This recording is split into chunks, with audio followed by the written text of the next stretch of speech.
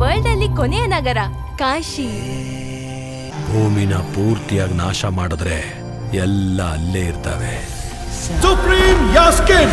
ಒಬ್ಬರನ್ನು ಮಾತ್ರ ರಕ್ಷಿಸಬೇಕಿದೆ. ಹಿಂದೆ ಕಾಣಿಸ್ಕೊಂಡಿತ್ತು. ಪ್ರಾಣದಲ್ಲಿ ಇನ್ನೊಂದು ಪ್ರಾಣ. ಇದನ್ನ ತಡಿಬೇಕು ನಾವು. 1 ಮಿಲಿಯನ್ ಯೂನಿಟ್ಸ್ ಇದೆಯಾ ನಿನ್ ಹತ್ರ? ಏನೂ ಇಲ್ಲ. Hi hi.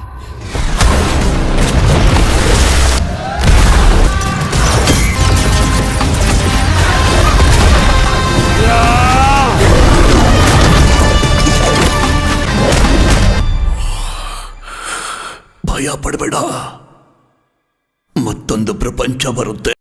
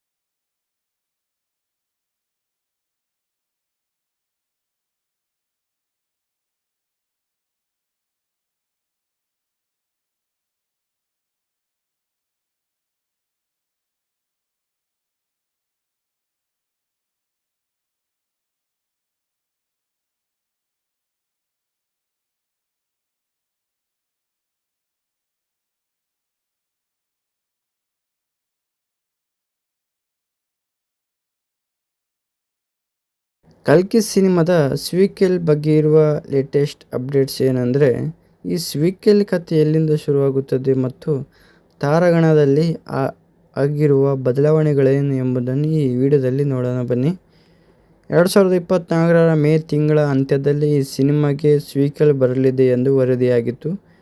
ಚಿತ್ರ ಬಿಡುಗಡೆಗೆ ಒಂದು ದಿನ ಮುಂಚಿತವಾಗಿ ಅಂದರೆ ಜೂನ್ 26, 2024ರಂದು ನಿರ್ದೇಶಕ ನಾಗ್ ಅಶ್ವಿನ್ ಅವರು ಕಲ್ಕಿ ಎಡಿ ಪಾರ್ಟ್ 2 ಸಿನಿಮಾದ ಕಥೆಯ ಮೊದಲ ಭಾಗ ಮುಗಿದ 3 ವರ್ಷಗಳ ನಂತರ ಆರಂಭವಾಗಲಿದೆ ಎಂದು ತಿಳಿಸಿದರು.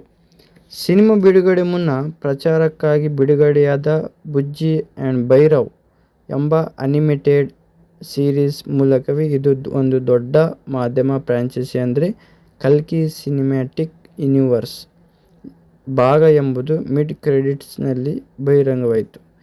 ಜೂನ್ 29, 2024ರಂದು ನಿರ್ಮಾಪಕ ಶ್ರೀ ಅಶ್ವಿನ್ ದತ್ ಅವರು ಕಲ್ಕಿ 2898 ಎಡಿ ಪಾರ್ಟ್ 2 ಸಿನಿಮಾದ ಶೂಟಿಂಗ್ 60% ಪೂರ್ಣಗೊಂಡಿದೆ ಎಂದು ಘೋಷಿಸಿದರು.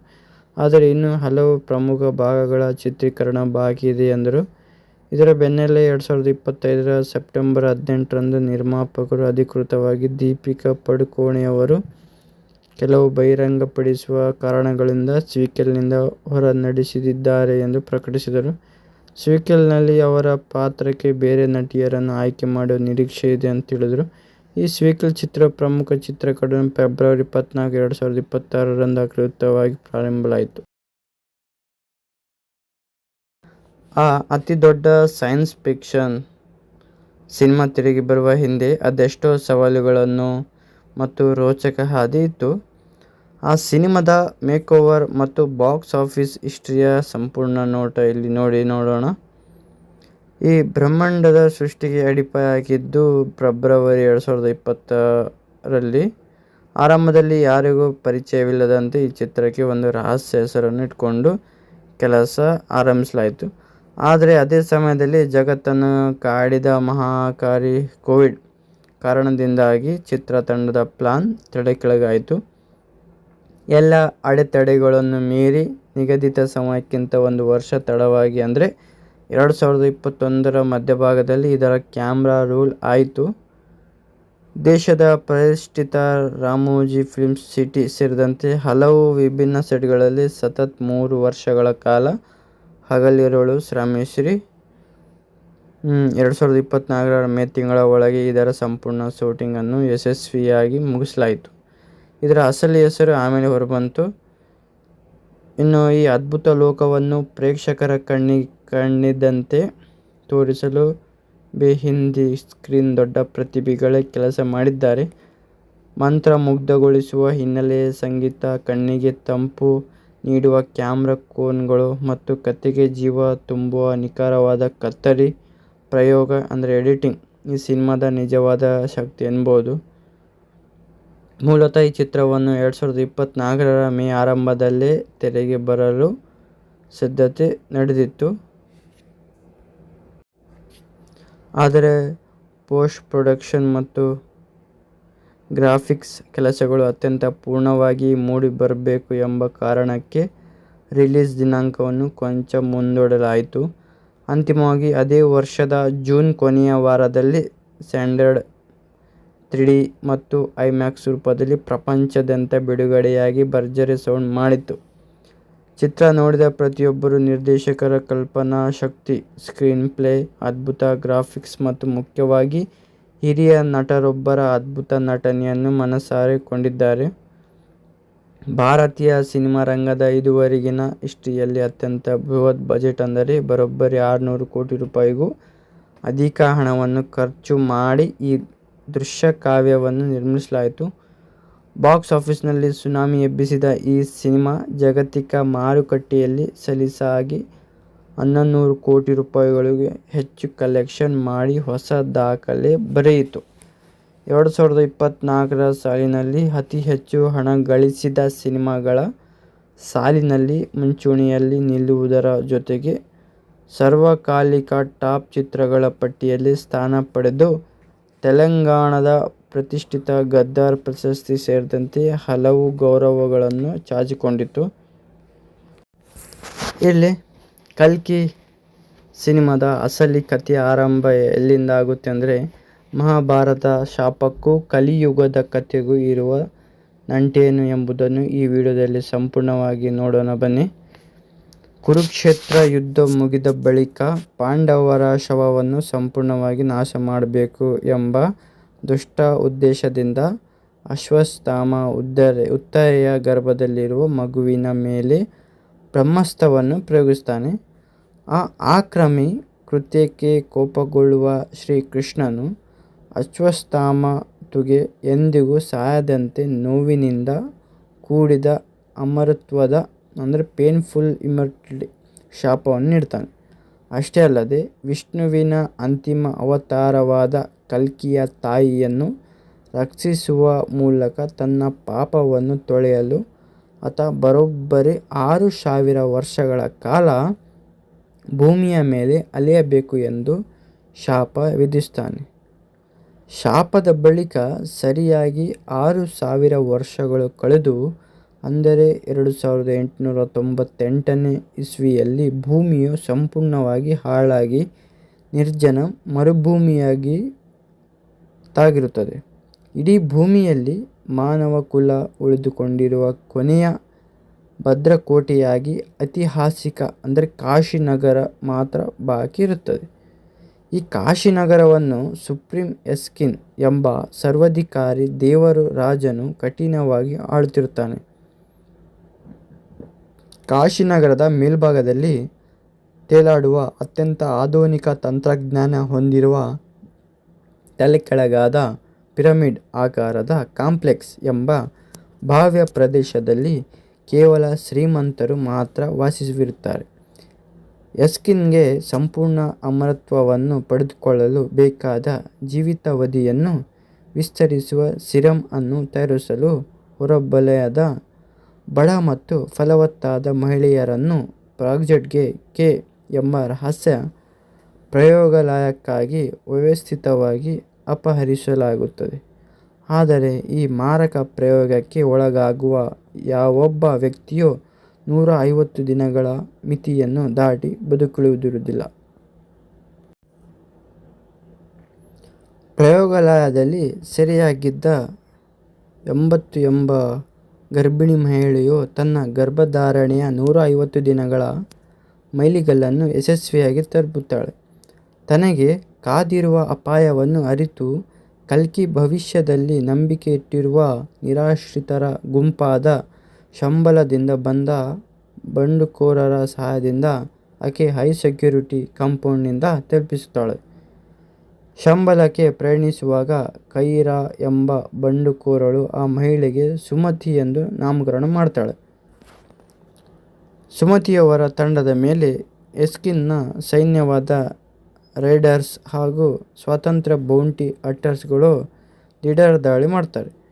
ಇವರಲ್ಲಿ ಭೈರವ್ ಕೂಡ ಒಬ್ಬನಾಗಿದ್ದು ಕಾಂಪ್ಲೆಕ್ಸ್ನಲ್ಲಿ ಐಷಾರಾಮಿ ಜೀವನ ನಡೆಸಲು ಅಗತ್ಯವಿರುವ ಬೌಂಟಿ ಪಾಯಿಂಟ್ಗಳನ್ನು ಸಂಪಾದಿಸಲು ಈಕೆಗಾಗಿ ಅಲೆದಾಡುತ್ತಿರುತ್ತಾನೆ. ಭೈರವನಿಗೆ ಆತನ ಮಾತಾಡುವ ಕೃತಕ ಬುದ್ಧಿಮತ್ತೆಯ ವಾಹನವಾದ ಬುಜ್ಜಿ ಸಾಥ್ ನೀಡುತ್ತಾಳೆ. ಗುಂಪಿಗೆ ಸಮಯಾವಕಾಶ ಮಾಡಿಕೊಳ್ಳಲು ಕೈರಾ ತನ್ನ ಪ್ರಾಣವನ್ನೇ ತ್ಯಾಗ ಮಾಡುತ್ತಾಳೆ. ಈ ಸಂದರ್ಭದಲ್ಲಿ ಸುಮತಿಯಲ್ಲಿರುವ ಕಲ್ಕಿಯ ದೈವಿಕ ಉಪಸ್ಥಿತಿಯನ್ನು ಗ್ರಹಿಸುವ ಅಶ್ವತ್ಥಾಮ ಮಧ್ಯಪ್ರವೇಶಿಸಿ ದಾಳಿಕೋರರನ್ನು ಸದೆಬಡೆದು ಸುಮತಿಯನ್ನು ತನ್ನ ರಕ್ಷಣೆಗೆ ತೆಗೆದುಕೊಳ್ತಾನೆ. ಅಂತಿಮವಾಗಿ ಈ ಗುಂಪು ರಹಸ್ಯ ರಾಜ್ಯವಾದ ಶಂಬಲವನ್ನು ತಲುಪುತ್ತದೆ. ಸುಮತಿಯ ಉಪಸ್ಥಿತಿಯ ಕಾರಣದಿಂದ ಅಲ್ಲಿನ ನೈಸರ್ಗಿಕ ಪ್ರಕೃತಿಯು ತಕ್ಷಣವೇ ಅರಳಲು ಪ್ರಾರಂಭಿಸುತ್ತದೆ. ಅವತಾರಕ್ಕೆ ತಾಯಿಯಾಗುವ ತನ್ನ ಬ್ರಹ್ಮಾಂಡದ ಪಾತ್ರವನ್ನು ಒಪ್ಪಿಕೊಳ್ಳುವಂತೆ ಸುಮತಿಗೆ ಧೈರ್ಯ ತುಂಬುತ್ತಾನೆ. ಅಲ್ಲದೆ ತಾನು ಹುಡುಗನಂತೆ ವೇಷ ಧರಿಸುವ ಯುವತಿಯಾದ ತನ್ನ ಸಂಗಾತಿ ರಯ್ಯ ಬಳಿಯೂ ಈ ವಿಷಯವನ್ನು ಹಂಚಿಕೊಳ್ತಾನೆ. ಕಾಂಪ್ಲೆಕ್ಸ್ ಒಳಗೆ ಹೋಗಲು ಪಾಸ್ಪೋರ್ಟ್ ಪಡೆಯಲು ಹವಣಿಸುವ ಭೈರವ ಎಸ್ಕಿನ್ನ ಮುಖ್ಯ ಮಿಲಿಟರಿ ಅಧಿಕಾರಿಯಾದ ಕಮಾಂಡರ್ ಮಾನಸ್ನೊಂದಿಗೆ ಸುಮತಿಯನ್ನು ಹಿಡಿದು ಒಪ್ಪಿಸುವ ಒಪ್ಪಂದ ಮಾಡಿಕೊಳ್ತಾನೆ. ಲುಕ್ ಎಂಬ ಯುವಕನನ್ನು ಬಳಸಿಕೊಂಡು ಅಶ್ವತ್ಥಾಮರ ವೇಷ ಧರಿಸಿ ಸಂಬಲದೊಳಗೆ ನುಗ್ಗುವ ಭೈರವ ಸುಮತಿಯನ್ನು ಅಪಹರಿಸುವ ಪ್ರಯತ್ನಿಸುತ್ತಾನೆ. ಆದರೆ ಅಸಲಿ ಅಶ್ವತ್ಥಾಮ ಬಂದು ಆತನನ್ನು ಎದುರಿಸ್ತಾನೆ.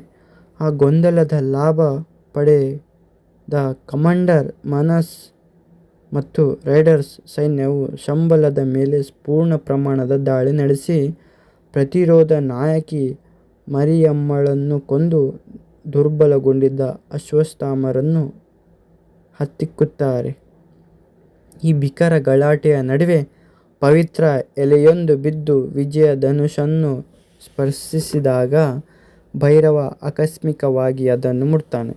ಆ ಸ್ಪರ್ಶದಿಂದ ತಾತ್ಕಾಲಿಕ ಕಾಸ್ಮಿಕ ಜಾಗೃತಿಯುಂಟಾಗಿ ಭೈರವನೇ ಮಹಾಭಾರತದ ಕರ್ಣನ ಪೂರ್ಣಜನ್ಮ ಎಂಬ ಸತ್ಯ ಹೊರಬರುತ್ತದೆ. ದೈವಿಕ ಯುದ್ಧ ಕೌಶಲ್ಯ ಮತ್ತು ಅಪಾರ ಶಕ್ತಿಯನ್ನು ಪಡೆದ ಭೈರವ ಸುಮತಿಯನ್ನು ರಕ್ಷಿಸಲು ಏಕಾಂಗಿಯಾಗಿ ರೈಡರ್ ಸೈನ್ಯವನ್ನು ಧ್ವಂಸ ಮಾಡಿ ಮನಸ್ಸನ್ನು ಹತ್ಯೆ ಮಾಡ್ತಾನೆ. ಆದಾಗ್ಯೂ ಆ ಯುದ್ಧ ಮುಗಿದ ಬಳಿಕ ಆತನಿಗೆ ತನ್ನ ಹಿಂದಿನ ಜನ್ಮದ ಯಾವುದೇ ನೆನಪುಳಿಯದೆ ಸಂಪೂರ್ಣವಾಗಿ ಸಾಮಾನ್ಯ ಸ್ಥಿತಿಗೆ ಮರಳುತ್ತಾನೆ. ಈ ಸಿನಿಮಾದ ಮಿಡ್ ಕ್ರೆಡಿಟ್ಸ್ ದೃಶ್ಯದಲ್ಲಿ ಸುಪ್ರೀಂ ಎಸ್ಕಿನ್ ಸಮತಿಯ ಭ್ರೂಣ ಸಿರಮ್ನಿಂದ ಸಂಗ್ರಹಿಸಲ್ಪಟ್ಟ ಕೇವಲ ಒಂದೇ ಒಂದು ಹನಿಯನ್ನು ಯಶಸ್ವಿಯಾಗಿ ಸೇವಿಸುತ್ತಾನೆ. ಈ ಸಾಂದ್ರೀಕೃತ ದ್ರವ ಆತನಿಗೆ ಅಪಾರವಾದ ದೈವಿಕ ಶಕ್ತಿ, ಯೌವನದ ಮೈಕಟ್ಟು ಮತ್ತು ಅನೇಕ ಕೈಗಳ ಅತಿಮಾನುಷ ಪ್ರಕಟಣೆಯನ್ನು ನೀಡುತ್ತದೆ. ಸಿರಮ್ನಿಂದ ಪಡೆದ ಹೊಸ ಶಕ್ತಿಯಿಂದ ಎಸ್ಕಿನ್ ದೇವತೆಗಳ ಅಥವಾ ಪಾಂಡವರ ಶ್ರೇಷ್ಠ ಬಿಲ್ಲಾದ ಅರ್ಜುನನನ್ನು ಐತಿಹಾಸಿಕ ಬಿಲ್ಲು ಗಂಡೀಯವನ್ನು ಯಾವುದೇ ಶ್ರಮವಿಲ್ಲದೆ ಸುಲಭವಾಗಿ ಮೆಲುಕೊಳ್ಳುತ್ತಾನೆ. ಜಗತ್ತನ್ನು ಹೊಸ ರೂಪಕ್ಕೆ ತರಲು ತಾನೇ ಸ್ವತಃ ತನ್ನ ಸೈನ್ಯವನ್ನು ಮುನ್ನಡೆಸುವುದಾಗಿ ಪ್ರತಿಜ್ಞೆ ಮಾಡುವ ಎಸ್ಕಿನ್ ಹೊಸ ಕರಾಳ ಯುಗದ ಉದಯಕ್ಕೆ ನಾಂದಿ ಹಾಡುತ್ತಾನೆ.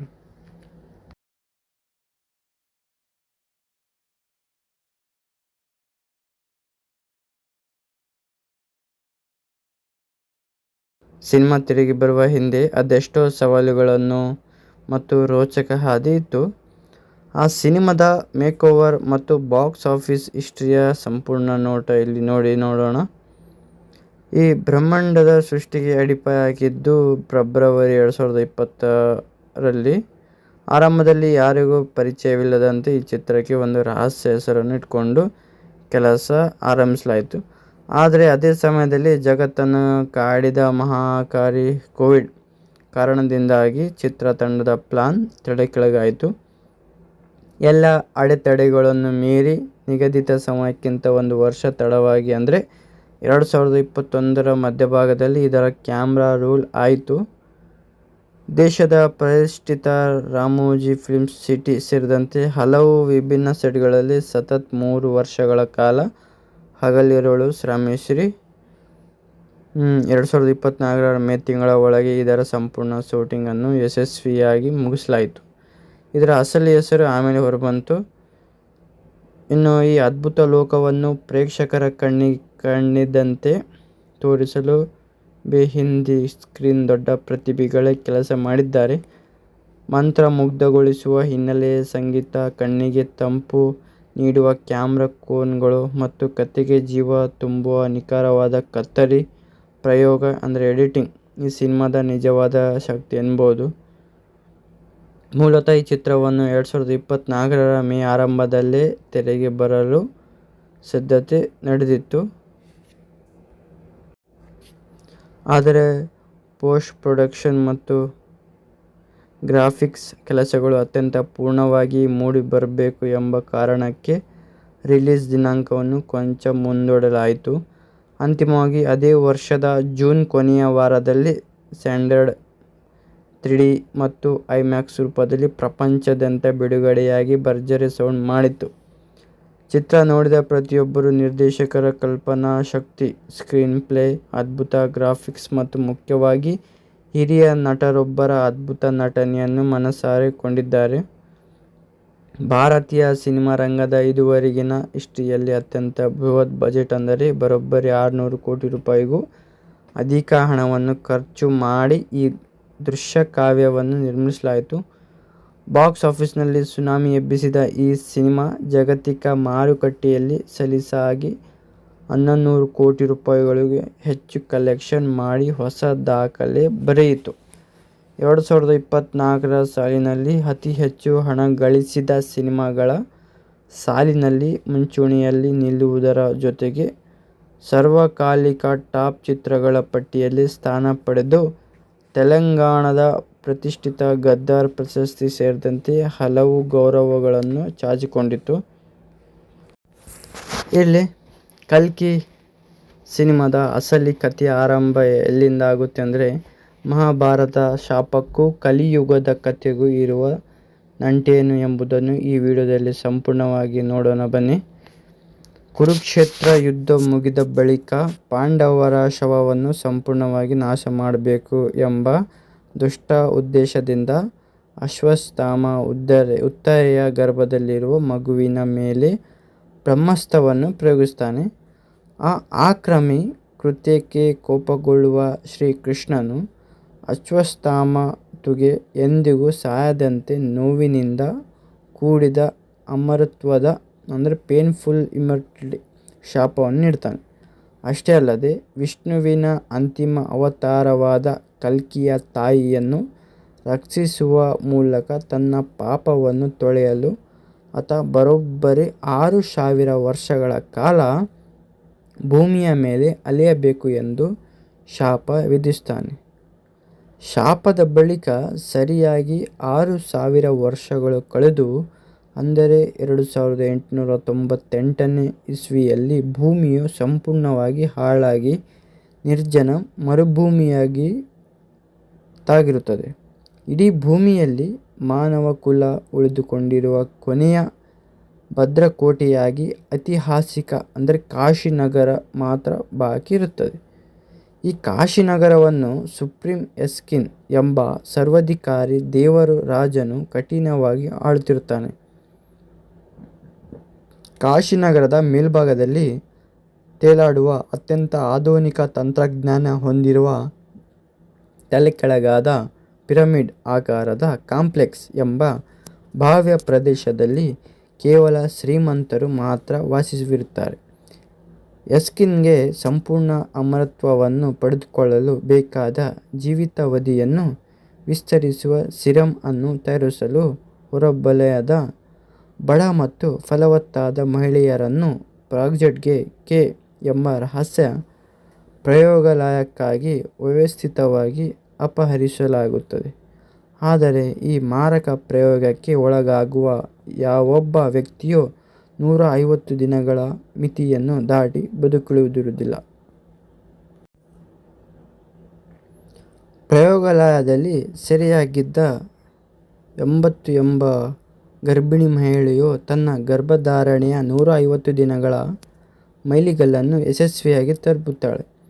ತನಗೆ ಕಾದಿರುವ ಅಪಾಯವನ್ನು ಅರಿತು ಕಲ್ಕಿ ಭವಿಷ್ಯದಲ್ಲಿ ನಂಬಿಕೆ ಇಟ್ಟಿರುವ ನಿರಾಶ್ರಿತರ ಗುಂಪಾದ ಶಂಬಲದಿಂದ ಬಂದ ಬಂಡುಕೋರರ ಸಹಾಯದಿಂದ ಆಕೆ ಹೈ ಸೆಕ್ಯೂರಿಟಿ ಕಾಂಪೌಂಡ್ನಿಂದ ತಪ್ಪಿಸುತ್ತಾಳೆ. ಶಂಬಲಕ್ಕೆ ಪ್ರಯಾಣಿಸುವಾಗ ಕೈರಾ ಎಂಬ ಬಂಡುಕೋರಳು ಆ ಮಹಿಳೆಗೆ ಸುಮತಿ ಎಂದು ನಾಮಕರಣ ಮಾಡ್ತಾಳೆ. ಸುಮತಿಯವರ ತಂಡದ ಮೇಲೆ ಎಸ್ಕಿನ್ನ ಸೈನ್ಯವಾದ ರೈಡರ್ಸ್ ಹಾಗೂ ಸ್ವತಂತ್ರ ಬೌಂಟಿ ಹಂಟರ್ಸ್ಗಳು ದಿಢೀರ್ ದಾಳಿ ಮಾಡ್ತಾರೆ. ಇವರಲ್ಲಿ ಭೈರವ್ ಕೂಡ ಒಬ್ಬನಾಗಿದ್ದು, ಕಾಂಪ್ಲೆಕ್ಸ್ನಲ್ಲಿ ಐಷಾರಾಮಿ ಜೀವನ ನಡೆಸಲು ಅಗತ್ಯವಿರುವ ಬೌಂಟಿ ಪಾಯಿಂಟ್ಗಳನ್ನು ಸಂಪಾದಿಸಲು ಈಕೆಗಾಗಿ ಅಲೆದಾಡುತ್ತಿರುತ್ತಾನೆ. ಭೈರವನಿಗೆ ಆತನ ಮಾತಾಡುವ ಕೃತಕ ಬುದ್ಧಿಮತ್ತೆಯ ವಾಹನವಾದ ಬುಜ್ಜಿ ಸಾಥ್ ನೀಡುತ್ತಾಳೆ. ಗುಂಪಿಗೆ ಸಮಯಾವಕಾಶ ಮಾಡಿಕೊಳ್ಳಲು ಕೈರಾ ತನ್ನ ಪ್ರಾಣವನ್ನೇ ತ್ಯಾಗ ಮಾಡುತ್ತಾಳೆ. ಈ ಸಂದರ್ಭದಲ್ಲಿ ಸುಮತಿಯಲ್ಲಿರುವ ಕಲ್ಕಿಯ ದೈವಿಕ ಉಪಸ್ಥಿತಿಯನ್ನು ಗ್ರಹಿಸುವ ಅಶ್ವತ್ಥಾಮ ಮಧ್ಯಪ್ರವೇಶಿಸಿ ದಾಳಿಕೋರರನ್ನು ಸದೆಬಡೆದು ಸುಮತಿಯನ್ನು ತನ್ನ ರಕ್ಷಣೆಗೆ ತೆಗೆದುಕೊಳ್ತಾನೆ. ಅಂತಿಮವಾಗಿ ಈ ಗುಂಪು ರಹಸ್ಯ ರಾಜ್ಯವಾದ ಶಂಬಲವನ್ನು ತಲುಪುತ್ತದೆ. ಸುಮತಿಯ ಉಪಸ್ಥಿತಿಯ ಕಾರಣದಿಂದ ಅಲ್ಲಿನ ನೈಸರ್ಗಿಕ ಪ್ರಕೃತಿಯು ತಕ್ಷಣವೇ ಅರಳಲು ಪ್ರಾರಂಭಿಸುತ್ತದೆ. ಅವತಾರಕ್ಕೆ ತಾಯಿಯಾಗುವ ತನ್ನ ಬ್ರಹ್ಮಾಂಡದ ಪಾತ್ರವನ್ನು ಒಪ್ಪಿಕೊಳ್ಳುವಂತೆ ಸುಮತಿಗೆ ಧೈರ್ಯ ತುಂಬುತ್ತಾನೆ. ಅಲ್ಲದೆ ತಾನು ಹುಡುಗನಂತೆ ವೇಷ ಧರಿಸುವ ಯುವತಿಯಾದ ತನ್ನ ಸಂಗಾತಿ ರಯ್ಯ ಬಳಿಯೂ ಈ ವಿಷಯವನ್ನು ಹಂಚಿಕೊಳ್ತಾನೆ. ಕಾಂಪ್ಲೆಕ್ಸ್ ಒಳಗೆ ಹೋಗಲು ಪಾಸ್ಪೋರ್ಟ್ ಪಡೆಯಲು ಹವಣಿಸುವ ಭೈರವ ಎಸ್ಕಿನ್ನ ಮುಖ್ಯ ಮಿಲಿಟರಿ ಅಧಿಕಾರಿಯಾದ ಕಮಾಂಡರ್ ಮಾನಸ್ನೊಂದಿಗೆ ಸುಮತಿಯನ್ನು ಹಿಡಿದು ಒಪ್ಪಿಸುವ ಒಪ್ಪಂದ ಮಾಡಿಕೊಳ್ತಾನೆ. ಲುಕ್ ಎಂಬ ಯುವಕನನ್ನು ಬಳಸಿಕೊಂಡು ಅಶ್ವತ್ಥಾಮರ ವೇಷ ಧರಿಸಿ ಸಂಬಳದೊಳಗೆ ನುಗ್ಗುವ ಭೈರವ ಸುಮತಿಯನ್ನು ಅಪಹರಿಸುವ ಪ್ರಯತ್ನಿಸುತ್ತಾನೆ. ಆದರೆ ಅಸಲಿ ಅಶ್ವತ್ಥಾಮ ಬಂದು ಆತನನ್ನು ಎದುರಿಸ್ತಾನೆ. ಆ ಗೊಂದಲದ ಲಾಭ ಪಡೆದ ಕಮಾಂಡರ್ ಮಾನಸ್ ಮತ್ತು ರೈಡರ್ಸ್ ಸೈನ್ಯವು ಸಂಬಳದ ಮೇಲೆ ಪೂರ್ಣ ಪ್ರಮಾಣದ ದಾಳಿ ನಡೆಸಿ ಪ್ರತಿರೋಧ ನಾಯಕಿ ಮರಿಯಮ್ಮಳನ್ನು ಕೊಂದು ದುರ್ಬಲಗೊಂಡಿದ್ದ ಅಶ್ವತ್ಥಾಮರನ್ನು ಹತ್ತಿಕ್ಕುತ್ತಾರೆ. ಈ ಭೀಕರ ಗಲಾಟೆಯ ನಡುವೆ ಪವಿತ್ರ ಎಲೆಯೊಂದು ಬಿದ್ದು ವಿಜಯ ಧನುಷನ್ನು ಸ್ಪರ್ಶಿಸಿದಾಗ ಭೈರವ ಆಕಸ್ಮಿಕವಾಗಿ ಅದನ್ನು ಮುಟ್ತಾನೆ. ಆ ಸ್ಪರ್ಶದಿಂದ ತಾತ್ಕಾಲಿಕ ಕಾಸ್ಮಿಕ ಜಾಗೃತಿಯುಂಟಾಗಿ ಭೈರವನ್ನೇ ಮಹಾಭಾರತದ ಕರ್ಣನ ಪೂರ್ಣಜನ್ಮ ಎಂಬ ಸತ್ಯ ಹೊರಬರುತ್ತದೆ. ದೈವಿಕ ಯುದ್ಧ ಕೌಶಲ್ಯ ಮತ್ತು ಅಪಾರ ಶಕ್ತಿಯನ್ನು ಪಡೆದ ಭೈರವ ಸುಮತಿಯನ್ನು ರಕ್ಷಿಸಲು ಏಕಾಂಗಿಯಾಗಿ ರೈಡರ್ ಸೈನ್ಯವನ್ನು ಧ್ವಂಸ ಮಾಡಿ ಮನಸ್ಸನ್ನು ಹತ್ಯೆ ಮಾಡ್ತಾನೆ. ಆದಾಗ್ಯೂ ಆ ಯುದ್ಧ ಮುಗಿದ ಬಳಿಕ ಆತನಿಗೆ ತನ್ನ ಹಿಂದಿನ ಜನ್ಮದ ಯಾವುದೇ ನೆನಪುಳಿಯದೆ ಸಂಪೂರ್ಣವಾಗಿ ಸಾಮಾನ್ಯ ಸ್ಥಿತಿಗೆ ಮರಳುತ್ತಾನೆ. ಈ ಸಿನಿಮಾದ ಮಿಡ್ ಕ್ರೆಡಿಟ್ಸ್ ದೃಶ್ಯದಲ್ಲಿ ಸುಪ್ರೀಂ ಎಸ್ಕಿನ ಸಮಿತಿಯ ಬ್ರೂನನ್ ಸಿರಮ್ನಿಂದ ಸಂಗ್ರಹಿಸಲ್ಪಟ್ಟ ಕೇವಲ ಒಂದೇ ಒಂದು ಹನಿಯನ್ನು ಯಶಸ್ವಿಯಾಗಿ ಸೇವಿಸುತ್ತಾನೆ. ಈ ಸಾಂದ್ರೀಕೃತ ದ್ರವ ಆತನಿಗೆ ಅಪಾರವಾದ ದೈವಿಕ ಶಕ್ತಿ, ಯೌವನದ ಮೈ ಕಟ್ಟು ಮತ್ತು ಅನೇಕ ಕೈಗಳ ಅತಿಮಾನುಷ ಪ್ರಕಟಣೆಯನ್ನು ನೀಡುತ್ತದೆ. ಸಿರಮ್ನಿಂದ ಪಡೆದ ಹೊಸ ಶಕ್ತಿಯಿಂದ ಎಸ್ಕಿನ್ ದೇವತೆಗಳ ಅಥವಾ ಪಾಂಡವರ ಶ್ರೇಷ್ಠ ಬಿಲ್ಲಾದ ಅರ್ಜುನನನ್ನು ಐತಿಹಾಸಿಕ ಬಿಲ್ಲು ಗಂಡೀಯವನ್ನು ಯಾವುದೇ ಶ್ರಮವಿಲ್ಲದೆ ಸುಲಭವಾಗಿ ಮೆಳಕೊಳ್ಳುತ್ತಾನೆ. ಜಗತ್ತನ್ನು ಹೊಸ ರೂಪಕ್ಕೆ ತರಲು ತಾನೇ ಸ್ವತಃ ತನ್ನ ಸೈನ್ಯವನ್ನು ಮುನ್ನಡೆಸುವುದಾಗಿ ಪ್ರತಿಜ್ಞೆ ಮಾಡುವ ಎಸ್ಕಿನ್ ಹೊಸ ಕರಾಳ ಯುಗದ ಉದಯಕ್ಕೆ ನಾಂದಿ ಹಾಡುತ್ತಾನೆ.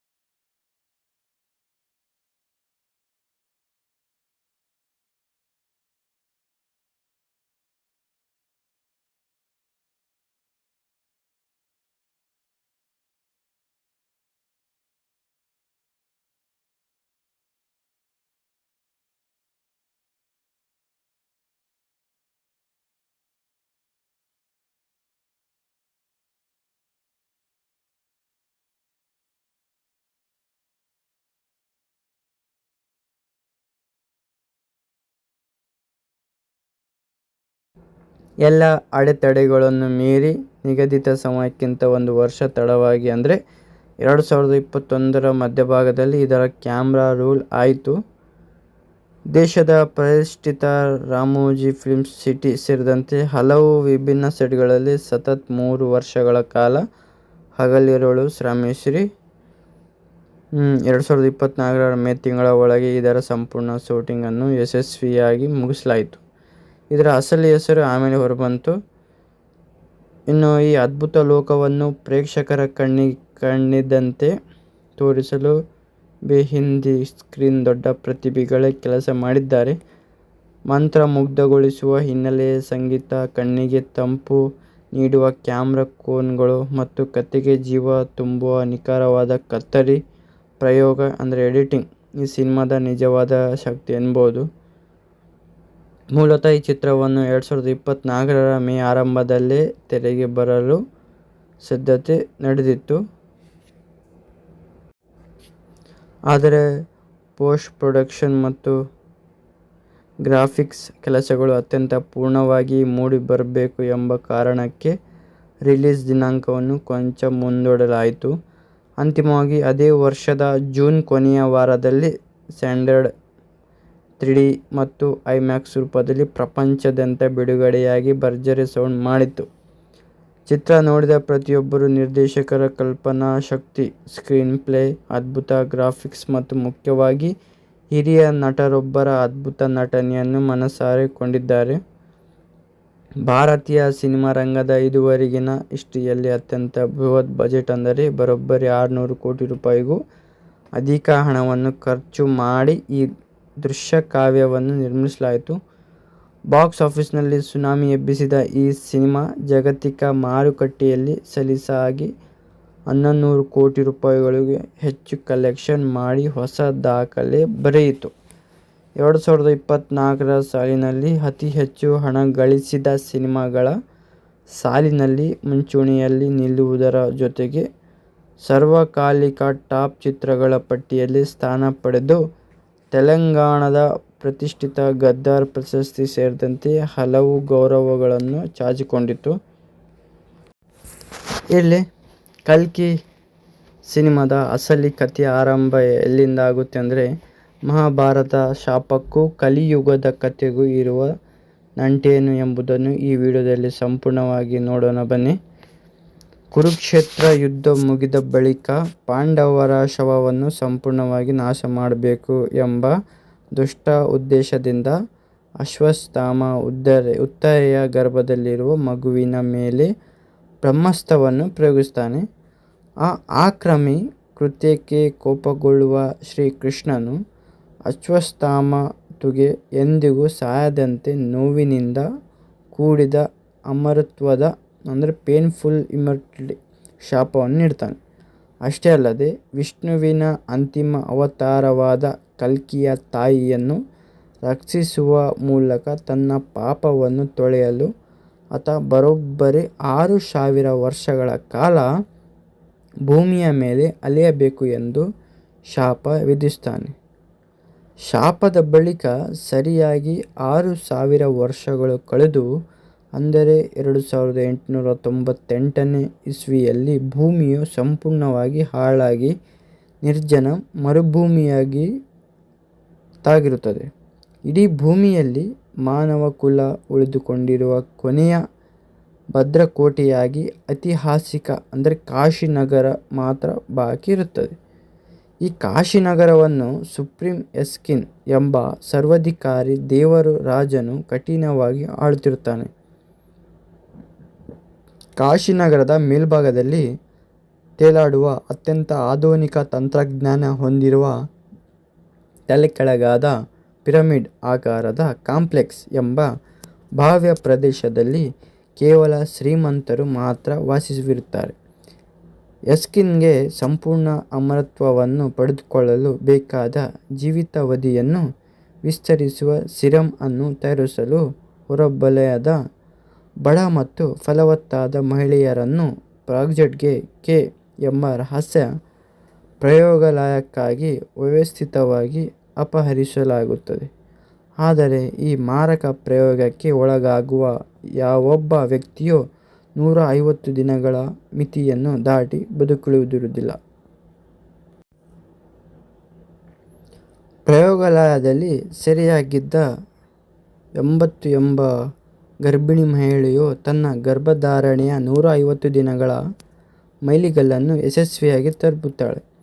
ತನಗೆ ಕಾದಿರುವ ಅಪಾಯವನ್ನು ಅರಿತು ಕಲ್ಕಿ ಭವಿಷ್ಯದಲ್ಲಿ ನಂಬಿಕೆ ಇಟ್ಟಿರುವ ನಿರಾಶ್ರಿತರ ಗುಂಪಾದ ಶಂಬಲದಿಂದ ಬಂದ ಬಂಡುಕೋರರ ಸಹಾಯದಿಂದ ಆಕೆ ಹೈ ಸೆಕ್ಯೂರಿಟಿ ಕಾಂಪೌಂಡ್ನಿಂದ ತಪ್ಪಿಸುತ್ತಾಳೆ. ಶಂಬಲಕ್ಕೆ ಪ್ರಯಾಣಿಸುವಾಗ ಕೈರಾ ಎಂಬ ಬಂಡುಕೋರಳು ಆ ಮಹಿಳೆಗೆ ಸುಮತಿ ಎಂದು ನಾಮಕರಣ ಮಾಡ್ತಾಳೆ. ಸುಮತಿಯವರ ತಂಡದ ಮೇಲೆ ಎಸ್ಕಿನ್ನ ಸೈನ್ಯವಾದ ರೈಡರ್ಸ್ ಹಾಗೂ ಸ್ವಾತಂತ್ರ್ಯ ಬೌಂಟಿ ಹಂಟರ್ಸ್ಗಳು ದಿಢೀರ್ ದಾಳಿ ಮಾಡ್ತಾರೆ. ಇವರಲ್ಲಿ ಭೈರವ್ ಕೂಡ ಒಬ್ಬನಾಗಿದ್ದು, ಕಾಂಪ್ಲೆಕ್ಸ್ನಲ್ಲಿ ಐಷಾರಾಮಿ ಜೀವನ ನಡೆಸಲು ಅಗತ್ಯವಿರುವ ಬೌಂಟಿ ಪಾಯಿಂಟ್ಗಳನ್ನು ಸಂಪಾದಿಸಲು ಈಕೆಗಾಗಿ ಅಲೆದಾಡುತ್ತಿರುತ್ತಾನೆ. ಭೈರವನಿಗೆ ಆತನ ಮಾತಾಡುವ ಕೃತಕ ಬುದ್ಧಿಮತ್ತೆಯ ವಾಹನವಾದ ಬುಜ್ಜಿ ಸಾಥ್ ನೀಡುತ್ತಾಳೆ. ಗುಂಪಿಗೆ ಸಮಯಾವಕಾಶ ಮಾಡಿಕೊಳ್ಳಲು ಕೈರಾ ತನ್ನ ಪ್ರಾಣವನ್ನೇ ತ್ಯಾಗ ಮಾಡುತ್ತಾಳೆ.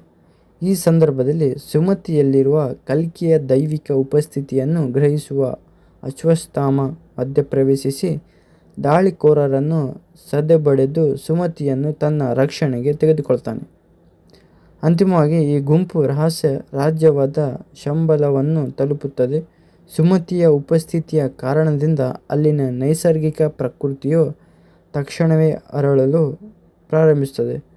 ಅವತಾರಕ್ಕೆ ತಾಯಿಯಾಗುವ ತನ್ನ ಬ್ರಹ್ಮಾಂಡದ ಪಾತ್ರವನ್ನು ಒಪ್ಪಿಕೊಳ್ಳುವಂತೆ ಸುಮತಿಗೆ ಧೈರ್ಯ ತುಂಬುತ್ತಾನೆ. ಅಲ್ಲದೆ ತಾನು ಹುಡುಗನಂತೆ ವೇಷ ಧರಿಸುವ ಯುವತಿಯಾದ ತನ್ನ ಸಂಗಾತಿ ರಯ್ಯ ಬಳಿಯೂ ಈ ವಿಷಯವನ್ನು ಹಂಚಿಕೊಳ್ತಾನೆ. ಕಾಂಪ್ಲೆಕ್ಸ್ ಒಳಗೆ ಹೋಗಲು ಪಾಸ್ಪೋರ್ಟ್ ಪಡೆಯಲು ಹವಣಿಸುವ ಭೈರವ ಎಸ್ಕಿನ್ನ ಮುಖ್ಯ ಮಿಲಿಟರಿ ಅಧಿಕಾರಿಯಾದ ಕಮಾಂಡರ್ ಮಾನಸ್ನೊಂದಿಗೆ ಸುಮತಿಯನ್ನು ಹಿಡಿದು ಒಪ್ಪಿಸುವ ಒಪ್ಪಂದ ಮಾಡಿಕೊಳ್ತಾನೆ. ಲುಕ್ ಎಂಬ ಯುವಕನನ್ನು ಬಳಸಿಕೊಂಡು ಅಶ್ವತ್ಥಾಮರ ವೇಷ ಧರಿಸಿ ಸಂಬಲದೊಳಗೆ ನುಗ್ಗುವ ಭೈರವ ಸುಮತಿಯನ್ನು ಅಪಹರಿಸುವ ಪ್ರಯತ್ನಿಸುತ್ತಾನೆ. ಆದರೆ ಅಸಲಿ ಅಶ್ವತ್ಥಾಮ ಬಂದು ಆತನನ್ನು ಎದುರಿಸ್ತಾನೆ. ಆ ಗೊಂದಲದ ಲಾಭ ಪಡೆದ ಕಮಾಂಡರ್ ಮಾನಸ್ ಮತ್ತು ರೈಡರ್ಸ್ ಸೈನ್ಯವು ಶಂಬಲದ ಮೇಲೆ ಪೂರ್ಣ ಪ್ರಮಾಣದ ದಾಳಿ ನಡೆಸಿ ಪ್ರತಿರೋಧ ನಾಯಕಿ ಮರಿಯಮ್ಮಳನ್ನು ಕೊಂದು ದುರ್ಬಲಗೊಂಡಿದ್ದ ಅಶ್ವತ್ಥಾಮರನ್ನು ಹತ್ತಿಕ್ಕುತ್ತಾರೆ. ಈ ಭೀಕರ ಗಲಾಟೆಯ ನಡುವೆ ಪವಿತ್ರ ಎಲೆಯೊಂದು ಬಿದ್ದು ವಿಜಯ ಧನುಷನ್ನು ಸ್ಪರ್ಶಿಸಿದಾಗ ಭೈರವ ಆಕಸ್ಮಿಕವಾಗಿ ಅದನ್ನು ಮುಟ್ತಾನೆ. ಆ ಸ್ಪರ್ಶದಿಂದ ತಾತ್ಕಾಲಿಕ ಕಾಸ್ಮಿಕ ಜಾಗೃತಿಯುಂಟಾಗಿ ಭೈರವನ್ನೇ ಮಹಾಭಾರತದ ಕರ್ಣನ ಪೂರ್ಣಜನ್ಮ ಎಂಬ ಸತ್ಯ ಹೊರಬರುತ್ತದೆ. ದೈವಿಕ ಯುದ್ಧ ಕೌಶಲ್ಯ ಮತ್ತು ಅಪಾರ ಶಕ್ತಿಯನ್ನು ಪಡೆದ ಭೈರವ ಸುಮತಿಯನ್ನು ರಕ್ಷಿಸಲು ಏಕಾಂಗಿಯಾಗಿ ರೈಡರ್ ಸೈನ್ಯವನ್ನು ಧ್ವಂಸ ಮಾಡಿ ಮನಸ್ಸನ್ನು ಹತ್ಯೆ ಮಾಡ್ತಾನೆ. ಅದ್ಯಾಗೋ ಆ ಯುದ್ಧ ಮುಗಿದ ಬಳಿಕ ತನಗೆ ತನ್ನ ಹಿಂದಿನ ಜನ್ಮದ ಯಾವುದೇ ನೆನಪುಳಿಯದೆ ಸಂಪೂರ್ಣವಾಗಿ ಸಾಮಾನ್ಯ ಸ್ಥಿತಿಗೆ ಮರಳುತ್ತಾನೆ. ಈ ಸಿನಿಮಾದ ಮಿಡ್ ಕ್ರೆಡಿಟ್ಸ್ ದೃಶ್ಯದಲ್ಲಿ ಸುಪ್ರೀಂ ಎಸ್ಕಿನ ಸಮತಿಯ ಭ್ರೂಣನ್ ಸಿರಮ್ನಿಂದ ಸಂಗ್ರಹಿಸಲ್ಪಟ್ಟ ಕೇವಲ ಒಂದೇ ಒಂದು ಹನಿಯನ್ನು ಯಶಸ್ವಿಯಾಗಿ ಸೇವಿಸುತ್ತಾನೆ. ಈ ಸಾಂದ್ರೀಕೃತ ದ್ರವ ಆತನಿಗೆ ಅಪಾರವಾದ ದೈವಿಕ ಶಕ್ತಿ, ಯೌವನದ ಮೈ ಕಟ್ಟು ಮತ್ತು ಅನೇಕ ಕೈಗಳ ಅತಿಮಾನುಷ ಪ್ರಕಟಣೆಯನ್ನು ನೀಡುತ್ತದೆ. ಸಿರಮ್ನಿಂದ ಪಡೆದ ಹೊಸ ಶಕ್ತಿಯಿಂದ ಎಸ್ಕಿನ್ ದೇವತೆಗಳ ಅಥವಾ ಪಾಂಡವರ ಶ್ರೇಷ್ಠ ಬಿಲ್ಲಾದ ಅರ್ಜುನನನ್ನು ಐತಿಹಾಸಿಕ ಬಿಲ್ಲು ಗಂಡೀಯವನ್ನು ಯಾವುದೇ ಶ್ರಮವಿಲ್ಲದೆ ಸುಲಭವಾಗಿ ಮೆಳಕೊಳ್ಳುತ್ತಾನೆ.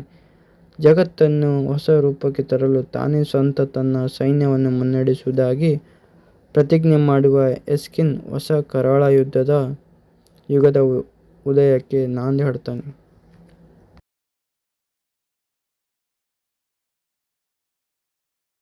ಕಲ್ಕಿ ಸಿನಿಮಾದ ಸೀಕ್ವೆಲ್ ಬಗ್ಗೆ ಇರುವ ಲೇಟೆಸ್ಟ್ ಅಪ್ಡೇಟ್ಸ್ ಏನಂದರೆ, ಈ ಸೀಕ್ವೆಲ್ ಕಥೆ ಎಲ್ಲಿಂದ ಶುರುವಾಗುತ್ತದೆ ಮತ್ತು ತಾರಾಗಣದಲ್ಲಿ ಆಗಿರುವ ಬದಲಾವಣೆಗಳೇನು ಎಂಬುದನ್ನು ಈ ವಿಡಿಯೋದಲ್ಲಿ ನೋಡೋಣ ಬನ್ನಿ. 2024 ಮೇ ತಿಂಗಳ ಅಂತ್ಯದಲ್ಲಿ ಈ ಸಿನಿಮಾಗೆ ಸೀಕ್ವೆಲ್ ಬರಲಿದೆ ಎಂದು ವರದಿಯಾಗಿತ್ತು. ಚಿತ್ರ ಬಿಡುಗಡೆಗೆ ಒಂದು ದಿನ ಮುಂಚಿತವಾಗಿ ಅಂದರೆ ಜೂನ್ 26, 2024 ನಿರ್ದೇಶಕ ನಾಗ್ ಅಶ್ವಿನ್ ಅವರು ಕಲ್ಕಿ ಎಡಿ ಪಾರ್ಟ್ 2 ಸಿನಿಮಾದ ಕಥೆಯ ಮೊದಲ ಭಾಗ ಮುಗಿದ 3 ವರ್ಷಗಳ ನಂತರ ಆರಂಭವಾಗಲಿದೆ ಎಂದು ತಿಳಿಸಿದರು. ಸಿನಿಮಾ ಬಿಡುಗಡೆ ಮುನ್ನ ಪ್ರಚಾರಕ್ಕಾಗಿ ಬಿಡುಗಡೆಯಾದ ಬುಜ್ಜಿ ಆ್ಯಂಡ್ ಭೈರವ್ ಎಂಬ ಅನಿಮೇಟೆಡ್ ಸೀರೀಸ್ ಮೂಲಕವೇ ಇದು ಒಂದು ದೊಡ್ಡ ಮಾಧ್ಯಮ ಫ್ರಾಂಚೈಸಿ ಅಂದರೆ ಕಲ್ಕಿ ಸಿನಿಮ್ಯಾಟಿಕ್ ಯೂನಿವರ್ಸ್ ಭಾಗ ಎಂಬುದು ಮಿಡ್ ಕ್ರೆಡಿಟ್ಸ್ನಲ್ಲಿ ಬಹಿರಂಗವಾಯಿತು. ಜೂನ್ 29, 2024 ನಿರ್ಮಾಪಕ ಶ್ರೀ ಅಶ್ವಿನ್ ದತ್ ಅವರು ಕಲ್ಕಿ 2898 ಎಡಿ ಪಾರ್ಟ್ 2 ಸಿನಿಮಾದ ಶೂಟಿಂಗ್ 60% ಪೂರ್ಣಗೊಂಡಿದೆ ಎಂದು ಘೋಷಿಸಿದರು. ಆದರೆ ಇನ್ನೂ ಹಲವು ಪ್ರಮುಖ ಭಾಗಗಳ ಚಿತ್ರೀಕರಣ ಬಾಕಿ ಇದೆ ಎಂದರು.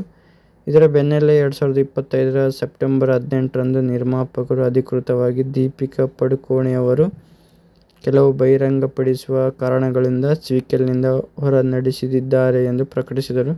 ಸೀಕ್ವೆಲ್ನಲ್ಲಿ ಅವರ ಪಾತ್ರಕ್ಕೆ ಬೇರೆ ನಟಿಯರನ್ನು ಆಯ್ಕೆ ಮಾಡುವ ನಿರೀಕ್ಷೆ ಇದೆ ಅಂತ ಹೇಳಿದರು. ಈ ಸ್ವೀಕಲ್ ಚಿತ್ರ ಪ್ರಮುಖ ಚಿತ್ರಕಡನ್ನು ಫೆಬ್ರವರಿ 24, 2026ರಂದು ಅಧಿಕೃತವಾಗಿ ಪ್ರಾರಂಭವಾಯಿತು.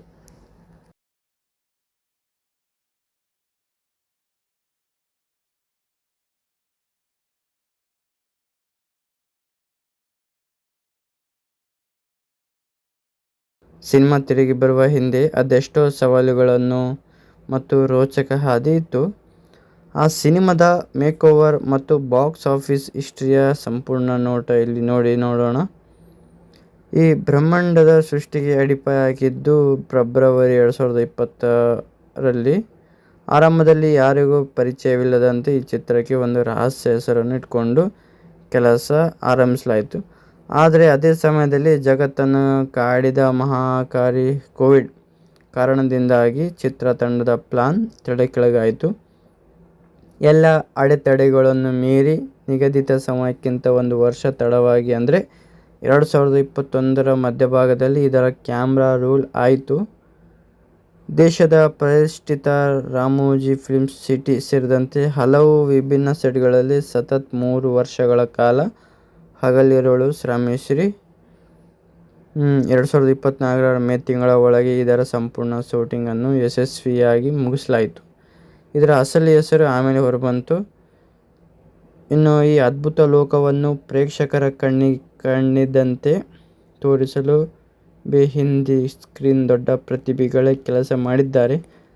ಮಂತ್ರಮುಗ್ಧಗೊಳಿಸುವ ಹಿನ್ನೆಲೆ ಸಂಗೀತ, ಕಣ್ಣಿಗೆ ತಂಪು ನೀಡುವ ಕ್ಯಾಮ್ರಾ ಕೋನ್ಗಳು ಮತ್ತು ಕಥೆಗೆ ಜೀವ ತುಂಬುವ ನಿಖರವಾದ ಕತ್ತರಿ ಪ್ರಯೋಗ ಅಂದರೆ ಎಡಿಟಿಂಗ್ ಈ ಸಿನಿಮಾದ ನಿಜವಾದ ಶಕ್ತಿ ಎನ್ಬೋದು.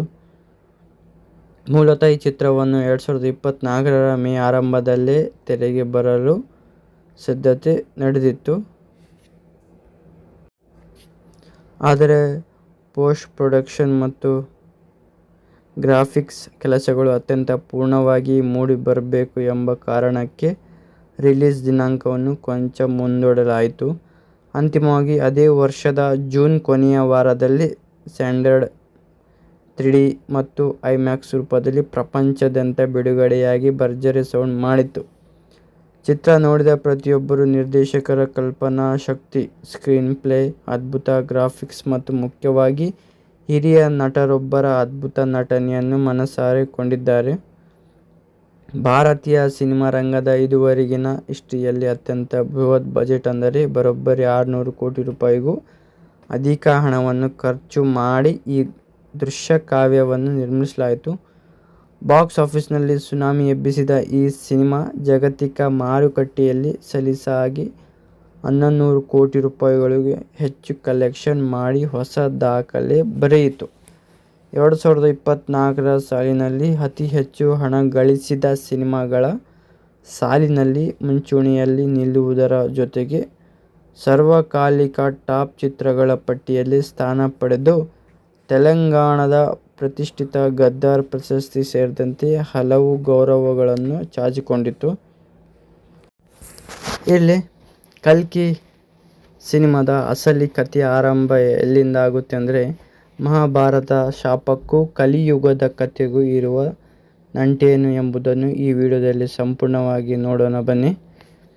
ಕುರುಕ್ಷೇತ್ರ ಯುದ್ಧ ಮುಗಿದ ಬಳಿಕ ಪಾಂಡವರ ಶವವನ್ನು ಸಂಪೂರ್ಣವಾಗಿ ನಾಶ ಮಾಡಬೇಕು ಎಂಬ ದುಷ್ಟ ಉದ್ದೇಶದಿಂದ ಅಶ್ವತ್ಥಾಮ ಉತ್ತರೆಯ ಗರ್ಭದಲ್ಲಿರುವ ಮಗುವಿನ ಮೇಲೆ ಬ್ರಹ್ಮಾಸ್ತ್ರವನ್ನು ಪ್ರಯೋಗಿಸ್ತಾನೆ. ಆ ಆಕ್ರಮಿ ಕೃತ್ಯಕ್ಕೆ ಕೋಪಗೊಳ್ಳುವ ಶ್ರೀಕೃಷ್ಣನು ಅಶ್ವತ್ಥಾಮನಿಗೆ ಎಂದಿಗೂ ಸಾಯದಂತೆ ನೋವಿನಿಂದ ಕೂಡಿದ ಅಮರತ್ವದ ಅಂದರೆ ಪೇನ್ಫುಲ್ ಇಮ್ಮರ್ಟಲಿಟಿ ಶಾಪವನ್ನು ನೀಡ್ತಾನೆ. ಅಷ್ಟೇ ಅಲ್ಲದೆ ವಿಷ್ಣುವಿನ ಅಂತಿಮ ಅವತಾರವಾದ ಕಲ್ಕಿಯ ತಾಯಿಯನ್ನು ರಕ್ಷಿಸುವ ಮೂಲಕ ತನ್ನ ಪಾಪವನ್ನು ತೊಳೆಯಲು ಆತ ಬರೋಬ್ಬರಿ 6000 ವರ್ಷಗಳ ಕಾಲ ಭೂಮಿಯ ಮೇಲೆ ಅಲೆಯಬೇಕು ಎಂದು ಶಾಪ ವಿಧಿಸ್ತಾನೆ. ಶಾಪದ ಬಳಿಕ ಸರಿಯಾಗಿ 6000 ವರ್ಷಗಳು ಕಳೆದು ಅಂದರೆ 2898ನೇ ಇಸ್ವಿಯಲ್ಲಿ ಭೂಮಿಯು ಸಂಪೂರ್ಣವಾಗಿ ಹಾಳಾಗಿ ನಿರ್ಜನ ಮರುಭೂಮಿಯಾಗಿ ತಾಗಿರುತ್ತದೆ. ಇಡೀ ಭೂಮಿಯಲ್ಲಿ ಮಾನವ ಕುಲ ಉಳಿದುಕೊಂಡಿರುವ ಕೊನೆಯ ಭದ್ರಕೋಟೆಯಾಗಿ ಐತಿಹಾಸಿಕ ಅಂದರೆ ಕಾಶಿನಗರ ಮಾತ್ರ ಬಾಕಿ ಇರುತ್ತದೆ. ಈ ಕಾಶಿನಗರವನ್ನು ಸುಪ್ರೀಂ ಎಸ್ಕಿನ್ ಎಂಬ ಸರ್ವಾಧಿಕಾರಿ ದೇವರು ರಾಜನು ಕಠಿಣವಾಗಿ ಆಳುತ್ತಿರುತ್ತಾನೆ. ಕಾಶಿನಗರದ ಮೇಲ್ಭಾಗದಲ್ಲಿ ತೇಲಾಡುವ ಅತ್ಯಂತ ಆಧುನಿಕ ತಂತ್ರಜ್ಞಾನ ಹೊಂದಿರುವ ತಲೆಕೆಳಗಾದ ಪಿರಮಿಡ್ ಆಕಾರದ ಕಾಂಪ್ಲೆಕ್ಸ್ ಎಂಬ ಭವ್ಯ ಪ್ರದೇಶದಲ್ಲಿ ಕೇವಲ ಶ್ರೀಮಂತರು ಮಾತ್ರ ವಾಸಿಸುತ್ತಿರುತ್ತಾರೆ. ಎಸ್ಕಿನ್ಗೆ ಸಂಪೂರ್ಣ ಅಮರತ್ವವನ್ನು ಪಡೆದುಕೊಳ್ಳಲು ಬೇಕಾದ ಜೀವಿತಾವಧಿಯನ್ನು ವಿಸ್ತರಿಸುವ ಸಿರಮ್ ಅನ್ನು ತಯಾರಿಸಲು ಹೊರವಲಯದ ಬಡ ಮತ್ತು ಫಲವತ್ತಾದ ಮಹಿಳೆಯರನ್ನು ಪ್ರಾಜೆಕ್ಟ್ಗೆ ಕೆ ಎಂಬ ರಹಸ್ಯ ಪ್ರಯೋಗಾಲಯಕ್ಕಾಗಿ ವ್ಯವಸ್ಥಿತವಾಗಿ ಅಪಹರಿಸಲಾಗುತ್ತದೆ.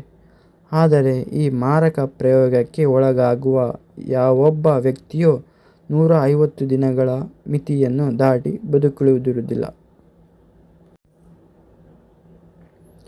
ಪ್ರಯೋಗಾಲಯದಲ್ಲಿ ಸೆರೆಯಾಗಿದ್ದ 80 ಎಂಬ ಗರ್ಭಿಣಿ ಮಹಿಳೆಯು ತನ್ನ ಗರ್ಭಧಾರಣೆಯ 150 ದಿನಗಳ ಮೈಲಿಗಲ್ಲನ್ನು ಯಶಸ್ವಿಯಾಗಿ ತಲುಪುತ್ತಾಳೆ.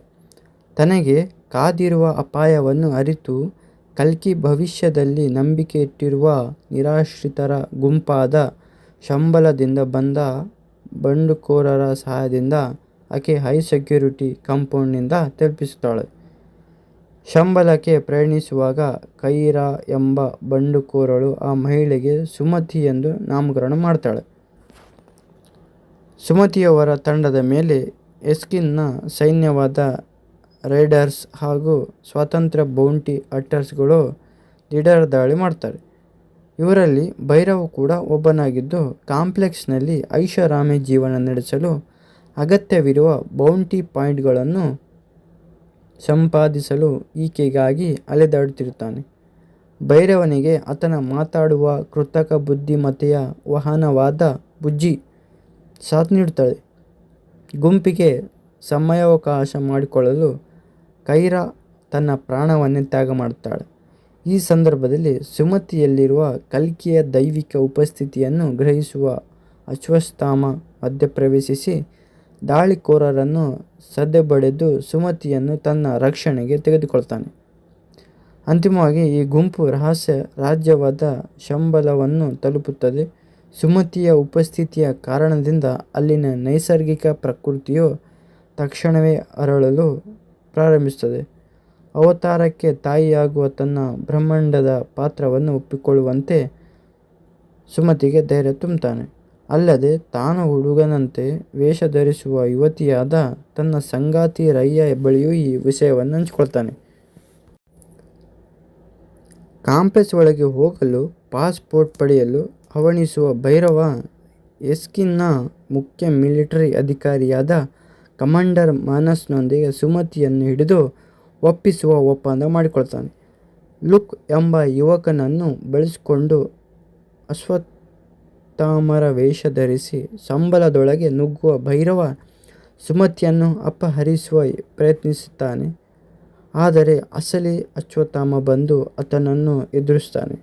ಆ ಗೊಂದಲದ ಲಾಭ ಪಡೆದ ಕಮಾಂಡರ್ ಮಾನಸ್ ಮತ್ತು ರೈಡರ್ಸ್ ಸೈನ್ಯವು ಶಂಬಲದ ಮೇಲೆ ಪೂರ್ಣ ಪ್ರಮಾಣದ ದಾಳಿ ನಡೆಸಿ ಪ್ರತಿರೋಧ ನಾಯಕಿ ಮರಿಯಮ್ಮಳನ್ನು ಕೊಂದು ದುರ್ಬಲಗೊಂಡಿದ್ದ ಅಶ್ವತ್ಥಾಮರನ್ನು ಹತ್ತಿಕ್ಕುತ್ತಾರೆ. ಈ ಭೀಕರ ಗಲಾಟೆಯ ನಡುವೆ ಪವಿತ್ರ ಎಲೆಯೊಂದು ಬಿದ್ದು ವಿಜಯ ಧನುಷನ್ನು ಸ್ಪರ್ಶಿಸಿದಾಗ ಭೈರವ ಆಕಸ್ಮಿಕವಾಗಿ ಅದನ್ನು ಮುಟ್ತಾನೆ. ಆ ಸ್ಪರ್ಶದಿಂದ ತಾತ್ಕಾಲಿಕ ಕಾಸ್ಮಿಕ ಜಾಗೃತಿಯುಂಟಾಗಿ ಭೈರವನ್ನೇ ಮಹಾಭಾರತದ ಕರ್ಣನ ಪೂರ್ಣಜನ್ಮ ಎಂಬ ಸತ್ಯ ಹೊರಬರುತ್ತದೆ. ದೈವಿಕ ಯುದ್ಧ ಕೌಶಲ್ಯ ಮತ್ತು ಅಪಾರ ಶಕ್ತಿಯನ್ನು ಪಡೆದ ಭೈರವ ಸುಮತಿಯನ್ನು ರಕ್ಷಿಸಲು ಏಕಾಂಗಿಯಾಗಿ ರೈಡರ್ ಸೈನ್ಯವನ್ನು ಧ್ವಂಸ ಮಾಡಿ ಮನಸ್ಸನ್ನು ಹತ್ಯೆ ಮಾಡ್ತಾನೆ. ಆದಾಗ್ಯೂ ಆ ಯುದ್ಧ ಮುಗಿದ ಬಳಿಕ ಆತನಿಗೆ ತನ್ನ ಹಿಂದಿನ ಜನ್ಮದ ಯಾವುದೇ ನೆನಪುಳಿಯದೆ ಸಂಪೂರ್ಣವಾಗಿ ಸಾಮಾನ್ಯ ಸ್ಥಿತಿಗೆ ಮರಳುತ್ತಾನೆ. ಈ ಸಿನಿಮಾದ ಮಿಡ್ ಕ್ರೆಡಿಟ್ಸ್ ದೃಶ್ಯದಲ್ಲಿ ಸುಪ್ರೀಂ ಎಸ್ಕಿನ ಸಮಿತಿಯ ಬ್ರೂನನ್ ಸಿರಮ್ನಿಂದ ಸಂಗ್ರಹಿಸಲ್ಪಟ್ಟ ಕೇವಲ ಒಂದೇ ಒಂದು ಹನಿಯನ್ನು ಯಶಸ್ವಿಯಾಗಿ ಸೇರಿಸುತ್ತಾನೆ. ಈ ಸಾಂದ್ರೀಕೃತ ದ್ರವ ಆತನಿಗೆ ಅಪಾರವಾದ ದೈವಿಕ ಶಕ್ತಿ, ಯೌವನದ ಮೈ ಕಟ್ಟು ಮತ್ತು ಅನೇಕ ಕೈಗಳ ಅತಿಮಾನುಷ ಪ್ರಕಟಣೆಯನ್ನು ನೀಡುತ್ತದೆ. ಸಿರಮ್ನಿಂದ ಪಡೆದ ಹೊಸ ಶಕ್ತಿಯಿಂದ ಎಸ್ಕಿನ್ ದೇವತೆಗಳ ಅಥವಾ ಪಾಂಡವರ ಶ್ರೇಷ್ಠ ಬಿಲ್ಲಾದ ಅರ್ಜುನನನ್ನು ಐತಿಹಾಸಿಕ ಬಿಲ್ಲು ಗಂಡಿಯುವವನ್ನು ಯಾವುದೇ ಶ್ರಮವಿಲ್ಲದೆ ಸುಲಭವಾಗಿ ಮೆಲುಕೊಳ್ಳುತ್ತಾನೆ. ಜಗತ್ತನ್ನು ಹೊಸ ರೂಪಕ್ಕೆ ತರಲು ತಾನೇ ಸ್ವತಃ ತನ್ನ ಸೈನ್ಯವನ್ನು ಮುನ್ನಡೆಸುವುದಾಗಿ ಪ್ರತಿಜ್ಞೆ ಮಾಡುವ ಎಸ್ಕಿನ್ ಹೊಸ ಕರಾಳ ಯುಗದ ಉದಯಕ್ಕೆ ನಾಂದಿ ಹಾಡುತ್ತಾನೆ.